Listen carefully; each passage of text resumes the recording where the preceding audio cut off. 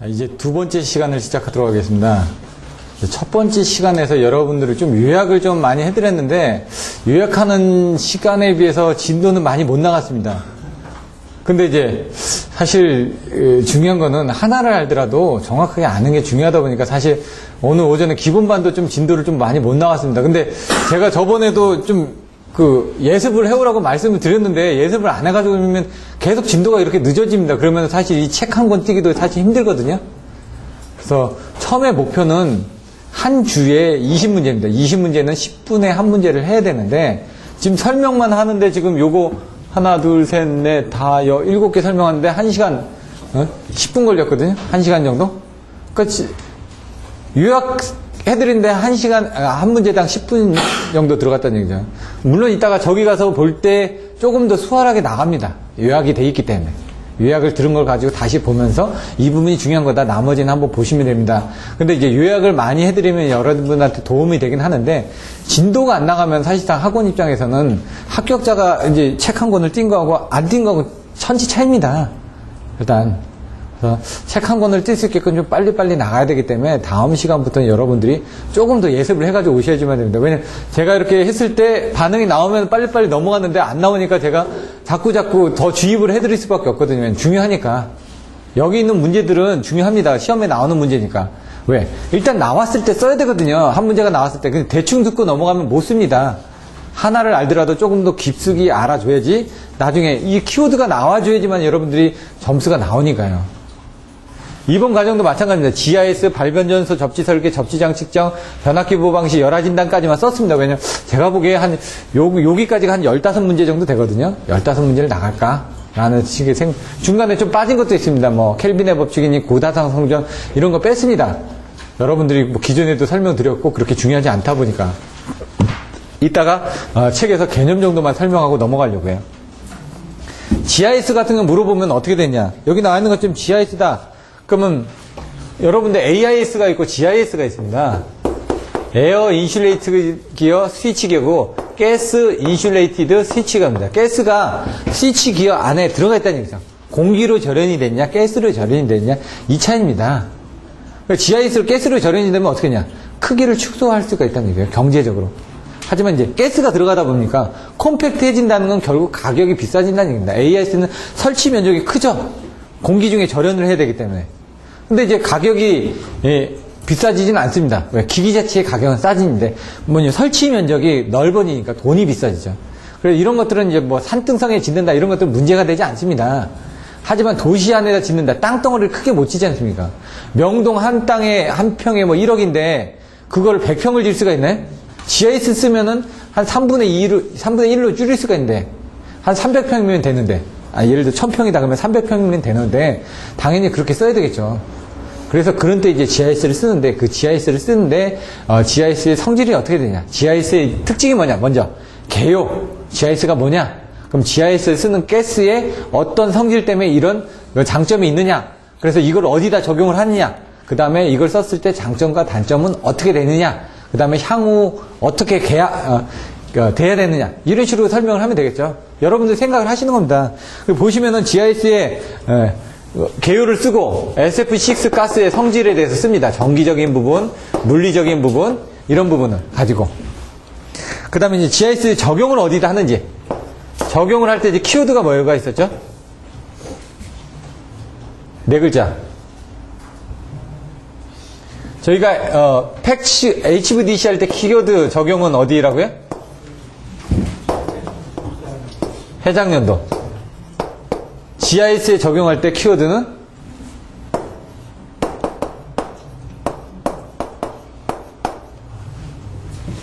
이런 것들도 이제 나중에 보면 적용할 때도 이렇게 쌍대로 외워주시면 얘 HVDC에서 적용은 GIS에 적용은 어차피 뭐뭐에 적용하니까 4글자씩 들어갈 거란 얘기입니다. 도해 양고 도심지다 한다. 아까처럼 돈이 비싸지니까 여기 뭐죠?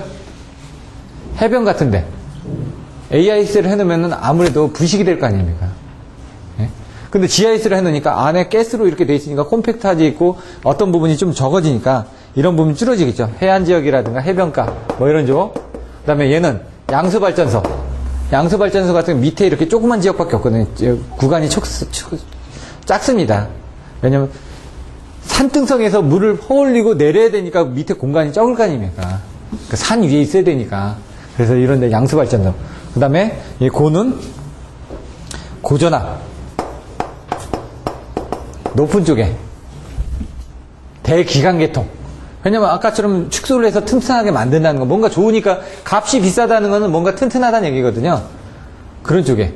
뭐 765나 이런 데 GIS 써져 있지. 여러분들 1호사 가면은 GIS 안 써져 있는 데들도 있습니다. 765는 당연히 다 GIS가 돼 있습니다. 3, 4호도. 근데 1호사 같은 경우는 AIS가 있고 GIS가 있는데 뭐 765 AIS로 돼 있는 건 못 보셨습니다. 왜? AIS를 하면은 엄청 커져야 되니까. 예? 기계가 견딜 수 있는 그런 부분을 커져야 되니까 그런 것들을 좀 더 튼튼하게 만들기 위해서 이렇게 고전압 대용량 기관 계통에다가 이렇게 사용을 한다. 이런 것들도 같이 한번 키워드를 가지고. 근데 키워드가 딱 생각이 나져 있는데 안 납니다. 어떡하냐? 반복밖에 없다는 얘기죠. 계속. 뭐, 정의, 예, 적용, 뭐. 그리고 계속 얘기를 하는 겁니다. 얘기를 하다 안 되면은 그 마크를 해놔도 또 쓰는 거죠. 그래서 여러분들이 들고 다니면서 지금 이 부분이 있다 그러면 키워드를 만들어가지고 여러분 스스로 만드셔야죠. 제가 만들어드리는 게 아닌데 제가 만들어드리는 건 뭐냐. 여러분들한테 이렇게 하라고 조금 더 팁을 드리는 거지 그 키워드대로 외우라는 건 아닙니다.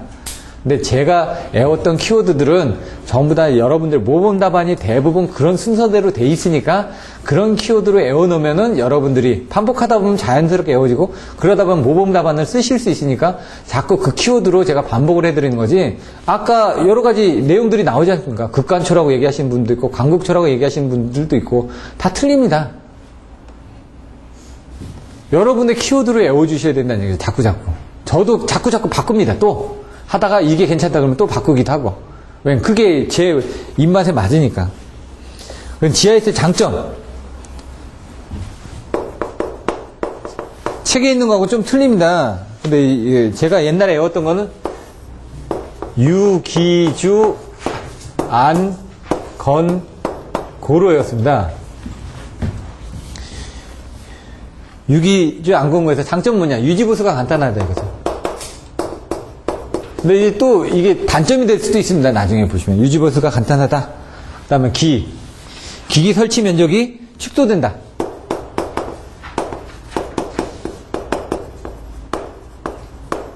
주변 환경과 조화를 이룰 수 있다. AIS 같은 경우는 바깥에 돼 있는데 GIS 같은 경우는 좀 콤팩트하지다 보니까 주변 환경과의 조화를 이룰 수 있다. 안정성이 확보가 된다.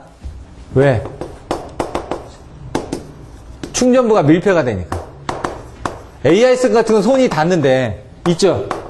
옛날에 보면 변전소 안에 애들이 들어가가지고 감전돼가지고 죽고 그런 사례들이 있었습니다. 예? 안에 들어가가지고. 왜 이거 5m, 1m, 5m, 2m인데 애들이 들어가가지고 감전돼가지고 죽고 그랬었거든요. GIS 같은 건 감전될 수가 없습니다. 왜? 안에 들어가 있으니까. 건설기간. 단축이죠. 왜? GIS 다 만들어가지고 와서 여기 조립만 하면 되니까. AIS 같은 것도 마찬가지로 조립만 하면 되는데, 뭐, 제가 보기에는 AIS나 GIS나 그렇게 크게 건설기가 단축, 건설공기 단축, 이거는 크게 의미는 없습니다. 근데 이제 장점을 쓰다 보니까 이제 4개 이상을 써야 되니까, 이렇게 보시면은. 그리고 실질적으로 보면은 쉬운 게 뭐냐면 다 와서 조립, 다 섹션으로 돼 있어도 와서 조립하고 그냥 가스만 집어넣으면 됩니다. 근데 AIS 같은 경우는 물론 이제 철탑을 세워야 되겠죠. 철탑 세우고 나서 이런 것들을 맞춰줘야 되겠죠. 근데 얘 중요한 건 뭐냐면 조립하는 시간은 작습니다. 근데 베이스 만드는데 토목하는 데 시간이 많이 걸립니다. 토목이. 어차피 모든 거는 토목이 시간이 많이 걸립니다. 밑에 베이스만 돼 있으면요. 그 다음부터 올리는 건 쉽습니다. 뭐 별로 안 걸립니다. 제가 옛날에 그 GIS 같은 경우도 개보수 하는데 3일이면 개보수가 됩니다. 왜? 새로운 걸 갖다가 달아놓고 가스 집어넣고 충진해가지고 다 테스트까지 끝났는데 3일이면 끝난다는 얘기죠. 조립하는 것만 하루면 끝났는데요. 이 여러 가지 가스도 집어넣어야 되고 테스트를 해야 되기 때문에 나머지 시간이 걸리는 거죠. 누설이 되는지 이런 것들도 시험을 해봐야 되고, 그 다음에 뭐 바꿨으면 BCT를 바꿨다 그러면 BCT가 제대로 특성이 나오는지도 테스트를 해봐야 되고, 차단기 온오프도 테스트를 해봐야 되고, 이런 것들이 있기 때문에 짧게는 또 하루 만에 하기도 합니다. 조그만 부품만 갈면은 하루 안에 다 끝납니다. 왜? 정전을 며칠씩 할 수가 없으니까. 그래서 그런 건 정전할 때, 교체를 할 때 이런 건설 기간이 단축이 된다. 근데 AIS 같은 건 어떻게 합니까? 일단 철거를 해야 될 거 아닙니까? 뭔가 철거를 하고 다시 설치를 하려면 시간이 걸리지 않습니까? 얘는 모듈화되어 있으니까 그냥 빼놓고 그냥 집어넣고 그냥 딱 닫으면 되니까 훨씬 그런 그 건설 기간이 단축된다는 얘기죠. 그 다음에 여기 나오는 거는 고신뢰성, 고성능, 고신뢰성. 아까 뭐 고전압의 어떤 대용량 그 부분이 나왔었죠. 적용한다고. 이런 것들은 아까처럼 765 같은데 GIS를 쓴다는 건 더 튼튼하게 만들기 위해서 쓴 거거든요. 더 견딜 수 있게끔. 단점은 6이지 안건고 4단조고 6액. 4단 조 고 6액으로 였었는데 4. 사고 발생 시 대용 사고가 우려된다. 왜냐면 하나가 다 연결되어 있기 때문에 하나가 부스바 같은 건 불어버리면 다 문제가 되겠죠. 사고 발생 시 파급이 우려된다. 뭐 이렇게 보시면 될 것 같고요. 단은 단가가 상승한다. 짓는데 돈이 많이 들어가죠. 면적은 축소할지 모르지만 기기 자체에 돈이 올라가니까. 조가 뭐였더라? 조기 복구가 가능하다. 조기 복구가 힘들다. 왜냐면 다 연결되어 있으니까 AS 같은 그 섹션만 하면 되는데 얘는 다 연결되어 있으니까 뭔가 파급이 일어났을 때, 이런 파급이 일어났을 때 다른 거에 영향을 미칠 수도 있다는 얘기죠. 이런 부분들이. 그 다음에 기술 인력의 고급화가 요구된다. 인력의 고급화 요구. 왜냐면 그걸 만질 수 있는 사람들이 한계가 있다는 얘기죠. 왜냐면 조치 방법이라든가 아니면 유지 보수라든가 이런 부분에 대해서 조금 더 고급화가 요구된다 이거죠. 육안 점검이 좀 어렵다 이거죠. 왜? 안이 안 보이거든요. 뭐 적외선 열화상으로 찍어본다든가 얘를 밖에 있으면은 온도가 올라가는 부분은 온도 발생 부분을 찍어보면 되는데 얘는 다 밀폐되어 있지 않습니까? 충전부가. 안에가 안 보이거든요. 가스가 안에 담겨져 있어요. 그렇다고 창이 있는 것도 아니고 다 쇳덩어리 안에 다 안에 들어가 있다는 얘기죠. 그 다음에 액화 방지 장치가 필요하다. 뭐냐면은 날씨가 추워지는 경우에서는 얘가 응결이 됩니다. 응결이라는 건 뭉쳐진다는 얘기죠. 뭉쳐지다 보면은 기체라는 건 어느 정도 이렇게 딱딱딱딱 공간을 채우고 있어야 되거든요. 근데 그게 응결이 된다는 건 한쪽으로 이렇게 붙는다는 얘기죠. 예? 그러면 이제 특성이 안 좋아지는 부분이 생기겠죠. 그래서 액화되지 않게끔 예를 들어 뭐 우리나라 같은 경우는 상관없습니다. 영하 30도 이상, 뭐 50도 이렇게 떨어지는 뭐 시베리아 지역 같은 경우 바깥에 노출된 경우는 그때는 문제가 되겠죠. 그래서 이런 것들이 어디 액화 방지를 전기를 흘려주면 되죠. 그 여러분들 수도 파이프 같은 거 어떻게 됩니까? 열선으로 감아주는 거 아닙니까? 똑같이 얘네들도 그렇게 해주면 됩니다. 예, 따뜻하게만 해주면 되죠. 뭐 이런 정도가 있다. 내용을 봐주시면 될 것 같고요. 발변전소 접지 설계. 발변전소 접지 설계는 이따가 뭐 다른 자료들도 있는데 제가 급하게 하느라고 사실 이게 IEEE 스탠다드 80에 IEEE 스탠다드 80에 제가 옛날에 봤던 게 1986이었나 봤고 그 다음에 이게 2002로 바뀌었을 겁니다. 한전에 이제 변전소 접지 설계에 대한 기준들은 이걸 가지고 합니다. 이걸 가지고 엑셀로 만들어 놓은 자료인데 있는데 그걸 제가 찾다가 못 찾아가지고요. 먼저 키워드를 외우셔야 될 게 토채소, 접전, 인, 안, 보 이렇게 외워주십니다. 토양의 특성을 고려를 해야 되고요. 토양의 특성 검토. 왜 땅의 재질에 따라서 아까 뭐 산악도 있고 평야도 있다고 그랬죠. 땅의 재질에 따라서 어떤 얘가 절연이 잘 돼 있으면 전류가 잘 안 흐르겠죠. 절연이 잘 안 돼 있으면 그러니까 예를 들어 직접 접지 비접지처럼 얘가 땅에서 이제 그 지락 전류가 빨리 빠져나갈 수 있는 토양의 특성을 가지고 있느냐. 해안가 같은 경우는 염분기가 많죠. 그래서 그런 데는 접지장이 잘 나옵니다. 지락 전류가 잘 빠져나가니까. 그래서 잘 안 나오는 산악 지역 같은 경우는 돌만 있죠. 접지장이 잘 안 나올 거 아닙니까? 그런 데는 접지저항 저감제를 쓰거나 아니면 침산복지봉을 달거나 여러 가지를 해서 땅에 면적을 넓혀주는 거죠. 닿는 면적을 넓혀줘야지 접지장이 저감이 되니까. 최대 지락 전류를 결정하는 겁니다. 여기에는 얼마만큼 흘려줘야 되겠다. 그럼 거기에 관련된 소요 접지장을 결정합니다. 지락전류를 결정하기 위해서 접지장을 어느 정도로 해주면 전압이 나왔으니까 지락전류가 나왔으니까 저항위를 가지고 할 수가 있고요. 그 다음에 접촉전압이라든가 보폭전압을 계산을 합니다. 저항이 딱 있으니까 이 밑에 땅에 저항이 있을 거 아닙니까? 그럼 사람도 저항이 있죠. 사람이 거기 만지는 순간에 여기 전압이 생길 거 아닙니까? 몸에 저항이 있으니까 그 몸에 걸릴 수 있는 접촉 전압이나 몸에 다리에 걸릴 수 있는 보폭 전압을 딱 선정해가지고 그거보다 높게 걸리면은 그 사람은 위험한 겁니다. 딱 안정성이 있는데 그 부분이 안 넘어가게끔 보폭 전압을 계산을 하는 거죠. 그래서 그 조건을 만족하는지 이 단계별로 순서대로 해가지고 접지를 설계를 하는 겁니다. 발 변전소의 접지 설계입니다. 이 접지 설계가 뭡니까? 바닥에 대한 접지 설계라죠. 이거 바닥에 기기를 세우기 위한 땅 밑에 접지를 다 그라운딩을 해놓고 거기서 이제 뽑아가지고 가는 겁니다. 중간중간에 뽑아가서 기기를 접지를 시키는 거죠. 그 다음에 전위 경도를 계산하고 아까 열심히 5장에서 전위 경도 나왔었죠? 동심 원통 전극 4장의 마지막에 전위 경도라는 건 어디부터 어디까지 뭔가 힘의 세기가 있는 거죠. 얘도 뭐 그라운드 포텐셜 라이즈라고 하지 GPR이라는 게 있습니다. 그걸 이제 계산을 하는 거고 인체 인접 이게 인접으로 알고 있는데 인입선 등에 대한 대책이네요. 인입선 등에 대한 대책.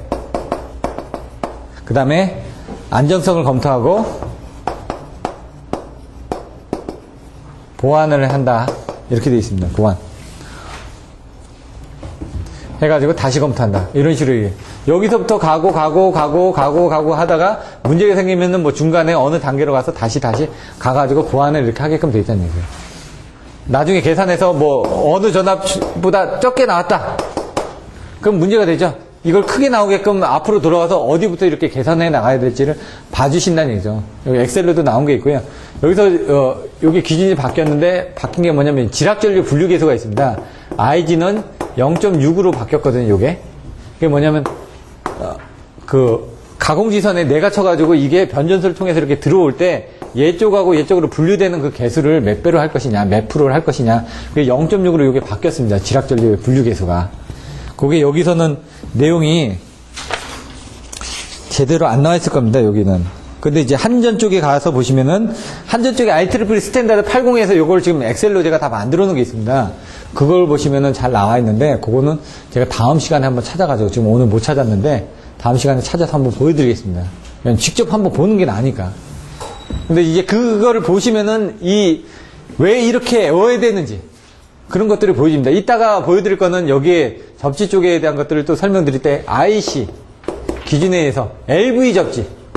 요건 뭡니까? 변전소 접지입니다. 변전소 접지. 개통 접지라는 얘기죠. 개통 접지. 바닥에 그라운드 접지를 어떻게 지금 만들 것이냐. 그래서 여기 나중에 보시면 변전소에 이렇게 바닥에 위에 보시면 여기다 뭘 깔죠? 메쉬를 깔죠. 그 메쉬에 대한 부분을 여기다 지금 접지봉을 받고 이 메쉬를 설계하는 부분이 이겁니다. 바로 접지선의 간격을 어떻게 하고 접지봉을 어디다 받고 이렇게 받다 보면 이런 식으로 해가지고 그림이 이렇게 나옵니다. 이런 게 전위경도 그림이 나오거든요. 거기 사람이 접촉됐을 때 이런 부분인데 요거를 이제 프로그램에 돌렸던 거 이제 간단하게 또 내용이 있으니까 한번 보여드릴 거고요. 요거 엑셀로 한 거를 보시고 프로그램도 있는데 엑셀로 한 게 제가 보기에는 더 이해하기가 좋거든요. 그건 한번 찾아보고요. 그 다음에 여기에 보시면 이 부분에 밑에는 접지장이 좋아야 되겠죠. 그 다음에 위로 가면은 접지장이 안 좋아야지만 됩니다. 레이어 1, 2, 3가 있는데 여기는 뭘 다냐면은 자갈을 답니다. 자갈을. 변전소 가면 자갈을 맨 위에다 깔아놓죠. 왜? 저항이 커야 되니까. 밑에에 비해서. 그래서 저항이, 왜? 사람이 여기 닿았을 때, 여기가 저항이 커야지 이쪽으로 안 흐를 거 아닙니까? 사람이 바닥으로. 왜? 밑으로는 접지봉이 반겨 있으니까 이쪽에 저항이 작으니까 그쪽으로 흐르고 사람이 닿은 쪽으로는 저항이, 요 표면에 저항이 커야지만 안 흐르니까 그 위에다 자갈을 깔아놓은 겁니다. 그 자갈이 3,000옴인가? 거기 수식에 보면 그렇게 나와 있습니다. 뭐 매돔 이렇게 다 돼 있거든요. 요 밑에는 얼마고. 그래서 레이어 1, 2, 3로 해가지고 이제 계산합니다. 근데 프로그램에 따라서는 캐나다 SES에서 나오는 CDEX라고 하는 CDEGS라는 프로그램을 접지 쪽에서는 가장 많이 사용을 하고 있고요. 그 외에 뭐 이탭이라든가 SKM이라든가 뭐 에드사에 나와 있는 메시 그리드 접지를 가지고도 똑같은 계산을 할 수가 있는데 얘가 좀 더 틀려지는 거는 얘보다는 기존에 다른 것보다 활용성이 더 좋습니다.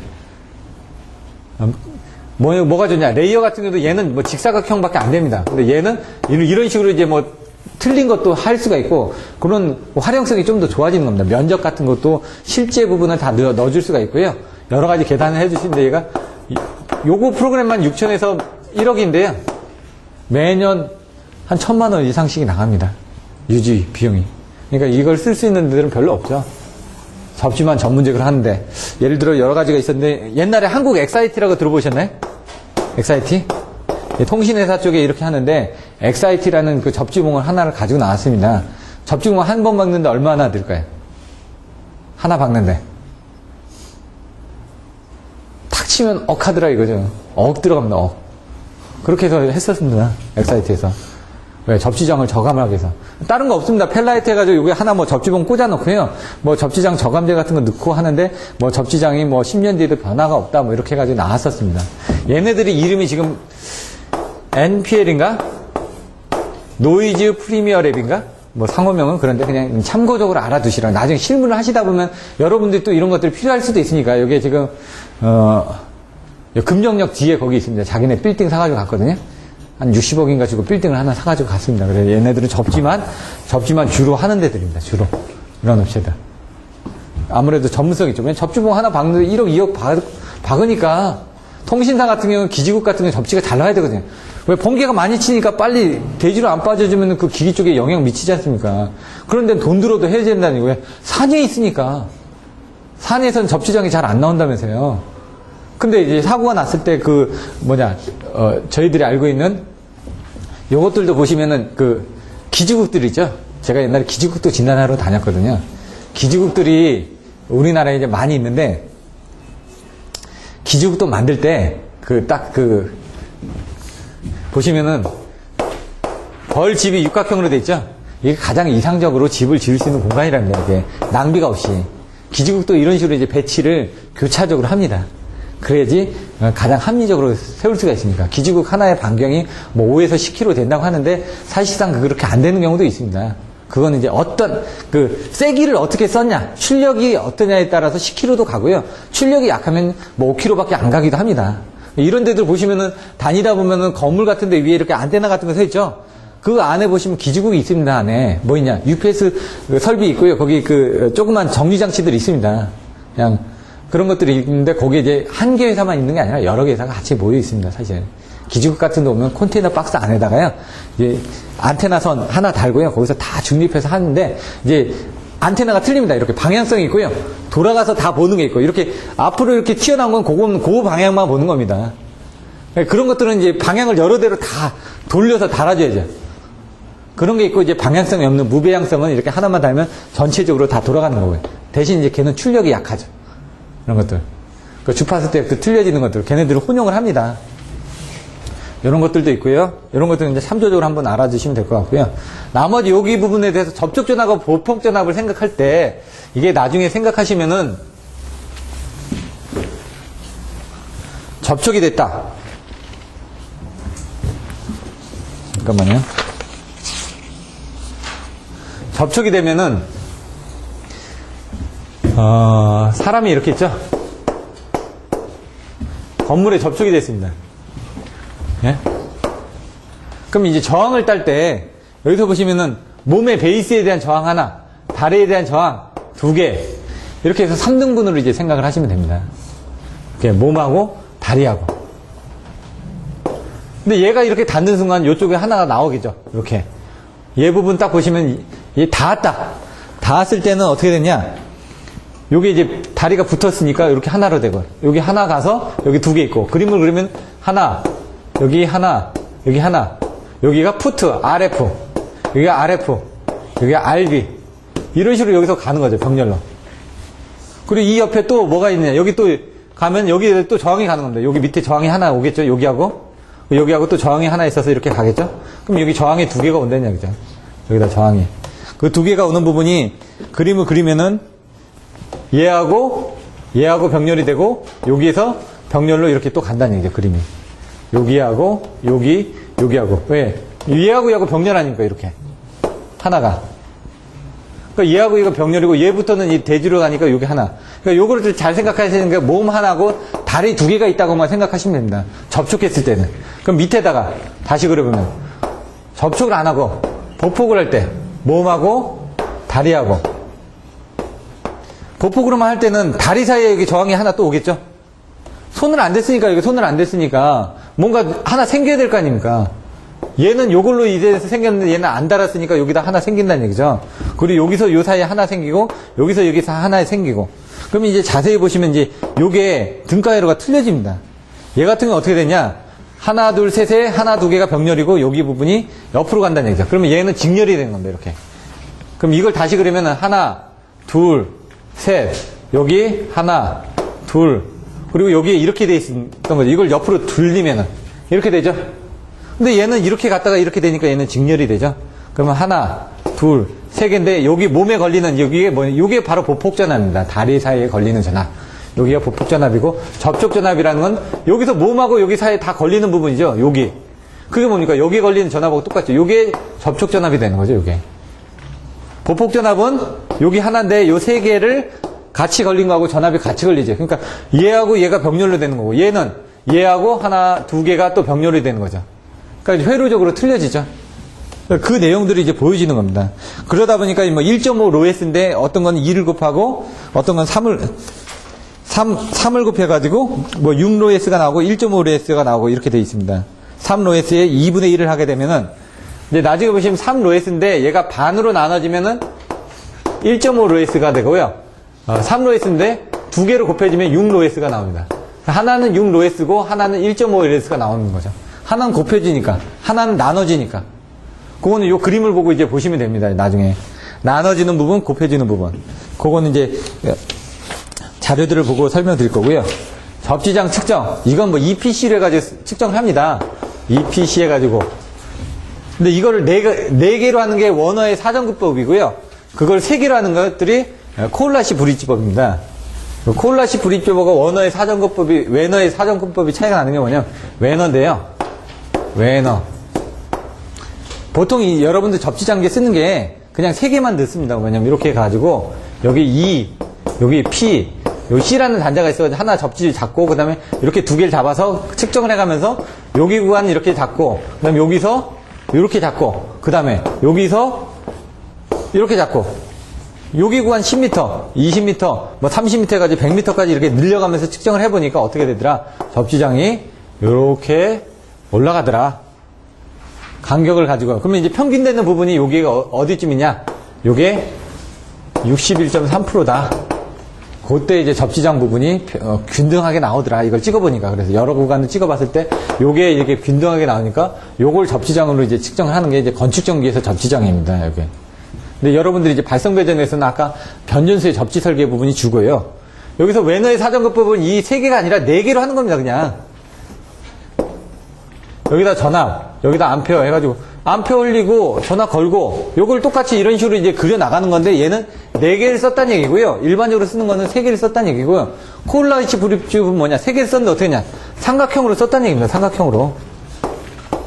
그러면 여기서 이제 여러분들이 위치를 찾을 때도 이전법으로 찾기 힘듭니다. 아까 말씀드렸던 것처럼 뭐 삼각형으로 이용해서 우리가 이렇게 잰다. 우리가 요 거리는 압니다. 여기까지 거리를 몰라서 우리가 피타고라스 정리해가지고 여기서 딱 이 거리를 알고 싶다. 그럼 여기서 우리가 요 각도만 알면은 여기까지 각도만 알면 얘 값이 나오고요. 그러면 얘 값을 아니까 얘 값을 계산할 수가 있다. 이게 피타고라스 정리거든요. 세 개만 있으면 계산을 할 수가 있는 겁니다. 삼각법 해가지고 우리가 측정할 때 하나하고 두 지점이면은 두 가지의 거리가 있으면 이가 어디 있는지를 모릅니다. 근데 하나만 더 있으면 여기서 몇 미터, 여기서 몇 미터, 여기서 몇 미터 나오니까 대략적으로 알 수가 있다는 얘기죠. 왜냐면 여기서 몇 미터, 여기서 몇 미터 있는 거는 이쪽도 있을 수가 있고 이쪽도 있을 수가 있지 않습니까? 위도 있을 수가 있고 아래도 있을 수가. 근데 세 개 중에서 몇 미터, 몇 미터, 몇 미터 나오는 건 그 삼각형 안에 있을 겁니다. 그러니까 그게 찾기 쉽다는 얘기죠. 코올라시 브릿지법은 그 삼각형으로 하는 부분입니다. 내용이. 그런 정도만 알고 계시면 될 것 같고요. 대략적으로 접지 쪽에 이런 부분보다는 아까 발변전소 접지 설계가 오히려 더 발성배전에서 많이 나오니까 그 부분을 참조해서 보시면 될 것 같고요. 변압기 보호 방식, 기계적인 보호 방식하고 정기적인 보호 방식이 있는데 여러분들 정기적인 보호 방식을 먼저 설명을 하죠. 그래서 정기적인 보호 방식은 뭐 비과라고 하죠. 비율차동 개전 방식이 주보고, 과보호, 과전류 개전 방식이 후비보고 이런 식으로 써놨습니다. 여기는 비과. 그럼 기계적인 보호 방식에서 5글자의 키워드가 있었죠. 뭐였나요? 변압기의 기계적인 보호 방식 5가지의 키워드. 부충 방음건. 왜냐면 이런 식으로 외워주셔야지 나중에 답변이 나오니까요. 부가 뭐였죠? 부월주. 충문. 충격 압력. 계전기. 방은. 방압변. 유는. 유면 온도계. 건은. 건선 온도계. 얘 3개는 96에 관련된 거, 얘 2개는 26에 관련된 거. 이런 것들도 알고 계시죠? 96은 충격입니다, 충격. 부울주 같은 경우는 뭐죠? 변압기에 이렇게 상부에 있으면은, 여기에 이렇게 달려있는 게 뭐죠? 네? 컨서베이터. 숨통이라는 얘기죠, 숨통. 여기에 기름이 차 있습니다. 부싱도 이렇게 있죠? 부싱이 있으면 부싱도 여기까지 기름이 차 있습니다, 이렇게. 얘가 호흡을 하면 올라갔다 내려갔다가 열받으면 어떻게 합니까? 기름도 끓을 거 아닙니까? 그럼 부피가 올라가니까 얘 올라가겠죠? 근데 이게 공기가 공기하고 통하지 않게끔 얘가 들어갔다 나갔다 한다는 건 뭔가 진공으로 되어 있으면 왔다 갔다 안 됩니다. 뭔가 이렇게 왔다 갔다 할 수 있는 공간이 있어야 되겠죠? 그 여기다 이렇게 해가지고 흡수장치를 달아놓고, 실리카겔 같은 거 넣어가지고 여기 색깔이 변하면 되는 거고, 여기서 여기 가림막으로 해가지고 공기주머니로 막아놓고 얘가 올라갔다 내려갔다 하면서 요 공기주머니가 줄어들면서 요 간격들을 맞춰주는 겁니다. 근데 여기서 내부에서 사고가 났다든가 하면은 얘가 끓을 거 아닙니까? 열받으면. 끓으면은 그게 이쪽으로 지나가겠죠. 지나가면서 이걸 빨리 지나가게 되면 기체가 올라가는 경우도 있고 유량이 지나가는 경우도 있겠죠. 부월주 릴레이는 이렇게 2가지로 이렇게 되어 있습니다. 여기 보시면 침으로 이렇게 돼가지고 기체가 올라가게 되면은, 그러면은 옆으로 가는 부분이 있고요. 이 부월주 릴레이를 그림을 보시면 그냥 여기 이렇게 네모나게 돼 있고요. 여기 동그란 게 이렇게 2개가 달려 있습니다. 이렇게 딱 옆에서 보면은. 그래서 얘를 뭐 보시면은 하나 부분은, 지나가는 부분은 여기하고 여기 간격이 있어가지고 지나가면서 이게 세게 치면 얘가 붙겠죠? 이런 부분이 있고, 그 다음에 하나는 위에 있고 하나는 밑에 있어가지고 올라갔을 때 붙어가지고 떨어지는 부분이 있을 거고, 그런 식으로. 근데 가스가 차면 이 가스에서 얘가 올라가니까 떨어질 거고, 얘는 유량이 급격하게 올라가는, 가스가 먼저 발생되지 유량이 급격하게 변동되지는 않거든요. 그래서 부글부글 끓으면 가스가 올라갈 거니까 그 가스에서 먼저 접속이 되는 거고, 이제 부글부글 끓다가 폭발하면은 그때는 유량이 증가되니까 그때 떨어지게 하기 위해서 이 96 부분을 여기다 달아준 겁니다. 그래서 부월주다 보니까 96에 B자를 붙입니다. 압력을. 충격 압력을. 안에서 사고 나면은 충격이 나올 때니까 그게 이제 터져 나오겠죠, 압력이. 압력이 터져 나오는 게 옆에도 있습니다. 옆에도 있고 위도 있습니다. 예, 그런 것들을 이제 96P, 프레셔. 해가지고 이 옆에도 이렇게 숨통이 있거든요. 여기 터집니다. 여기도 터지고. 이렇게 달려있는 게 96P입니다. 방압변은, 여기 보시면 이제 탱크 문 열고 나올 때 어찌 맨홀 뚜껑 같은 거 열죠? 변압기 상부에 보시면 이렇게 그 맨홀 뚜껑 같은 게 달려 있습니다. 그거 뭐냐, 여기서 사고 나면은 압력이 계속 가지고 있으면 어떻게 됩니까? 여기는 나갈 데가 없지 않습니까? 요거로. 그러니까 압력을 터트려주는 겁니다. 압력을 바깥으로 안 빼주면 얘는 폭발을 해버립니다. 압력을 빼주기 위해서 이제 방압변이라는 게 압력을 방지해주는 거. 압력에서 사고가 나는 것을 방지해주는 부분. 이렇게 보시면 되는데, 어떤 거는 이렇게 해가지고, 이렇게 이제, 그, 잔망경처럼 먼저 숨통, 거꾸로 나와 있는 이런 타입들도 있고요. 어떤 건 이렇게 돼가지고, 여기서 이제 막아주고 있다가 터지면 어떻게, 릴리지 밸브가 열면서 이게 딱 열리면 압력이 빠져나가는 겁니다, 압력이. 그러고 나서 리셋하는 스위치가 밑에 있어가지고 딸깍딸깍 해가지고 없애지는 부분이 있고요. 요거는 11장 변전소에 가서 사진들을 보여드리면서 설명을 드릴 겁니다. 변압기에 대한 부분들을. 유입 변압기만 있습니다. 몰드 변압기는 없고요. 자, 유면 온도계. 여기 오일의 온도가 올라가면은 안 되겠죠? 유면이야. 요 위에 있습니다. 위쪽에. 권선 온도계는 이 권선 안에 내장되어 있습니다. 얘 부분은 온도가 더 올라가겠죠? 얘보다는. 온도 조건이 틀려집니다. 그래서 얘 같은 경우는 보통 그 재질에 따라서 YA, EB, FHC. 그럼 90도, 105도, 120도, 130도, 155도, 180도, 180도 이상. 이렇게. 그럼 얘네들이 보통 B종 아니면 F종 아니면 H종. 요 사이에서 왔다 갔다 합니다. 대부분. H종 썼다. 변압기는 H종까지는 안 가고요. 뭐, B종이나 F종입니다. 다. 요 정도. 그럼 130도라는 걸 봤을 때, 예를 들어, 비종 정도를 봤을 때, 130도라는 건 주변 온도 40도를 빼야 될 거 아닙니까? 40도 빼면 90도입니다. 90도면 터져 나간다는 얘기입니다. 그래서 얘네들 어떻게 됩니까? 주변 온도를 빼가지고 얘는 55도, 60도. 요쯤 되면은, 보시면은 55도나 60도씨 되면 빨간색 레벨 가 있죠? 그때 되면 떨어뜨려라는 얘기죠. 그 이상 되면 터져버리니까. 주변 온도를 고려해가지고 이렇게 돼 있는 겁니다. 절연 재질에 따라서. 이런 것들은 그 안에 카탈로그를 보면은 몇 도 하라고 여유분 얼마를 해가지고 몇 도에 세팅해라 이렇게 나와 있습니다. 건선 온도계, 유면 온도계 다. 요거는 26인데, 오일이죠? 건선, 와인딩이죠? 26W. 오일이니까 26O였나? 갑자기 생각이 안 났네, 제가. 26O고, 이 와인딩이니까 W고, 유면이니까 O가 맞나? 한번 보시면 됩니다, 이따가. 자료들이 또 있으니까요. 그렇게 보시면 됩니다. 열화진단, 변압기 보호 방식은 여기 기계적인 부분하고 정기적인 부분을 적절하게 써주셔야지만 됩니다. 열화진단, 사람이 나이가 먹으면 피부가 쭈글쭈글해지죠? 그러면 어떻게 합니까? 피부를 딱 보고 여기에 수분이 얼마나 있냐 이런 거 봅니다. 예? 마찬가지 변압기도 열화가 됐다. 열적으로 노화가 됐다는 얘기예요. 노화가. 아까 피부가 오래되면 어떻게 보면 쭈글쭈글해지니까. 여기 필러 받고, 이제 보니까, 보톡스 받고 그러죠. 보톡스, 마파도에서 누구죠? 갑자기? 그 여자한테 보톡스 맞았냐고 그랬더니 자기는 보톡스 죽어도 안 맞았다고 그러더라고요. 필러밖에 안 맞았다고 그러더라고요. 필러가 더 좋은 거거든요. 보톡스보다. 보톡스는 이제 벌침같이 이렇게 마비를 시켜가지고 하는 거고, 필러는 이제 채워지는 부분을 하는 겁니다. 그래서. 여기도 마찬가지로 뭔가 그게 열화가 돼 있으면 어떤 특성들이 나타나겠죠. 저항의 값이 달려진다든가 여러 가지 부분들이 특성들이 나타납니다. 그거를 이제 정기적으로 볼 것이냐, 열적으로 볼 것이냐, 기계적으로 볼 것이냐 여러 가지 방법을 가지고 책정을 하는데 대부분이 정기적인 부분 아니면은 기계적인 부분으로 본다는 얘기죠.